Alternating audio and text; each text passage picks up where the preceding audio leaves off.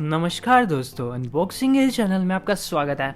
तो दोस्तों, iOS devices में अपडेट के बाद एक प्रॉब्लम आ रही थी जिसके कारण जो YouTube है वो वर्क नहीं कर रहा था और कुछ ऐसा एरर मैसेज शो कर रहा था।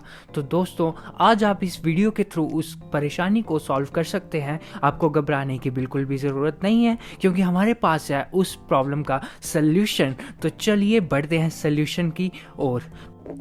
तो सबसे पहले आपको अपने आईपैड या आईफोन के ऐप स्टोर पे जाके चेक करना है कि जो आपका यूट्यूब वर्जन है वो लेटेस्ट है। अगर वो नहीं है तो आप उसको अपडेट कर लीजिए। उसके बाद आप सेटिंग्स पे जाइए। सेटिंग्स पे जाने के बाद आप जनरल पे टैप कीजिए। जनरल पे टैप करने के बाद आपको सब सॉफ्टवेयर अपडेट पे जाना है। सॉफ्टवेयर अपडेट आपको चेक करना है, अगर वो लेटेस्ट वर्जन नहीं है तो आप उसको अपडेट कर लीजिएगा। अगर फिर भी प्रॉब्लम आ रही है तो आप यहाँ पे टैप करिएगा ट्रांसफ़र और रीसेट पे।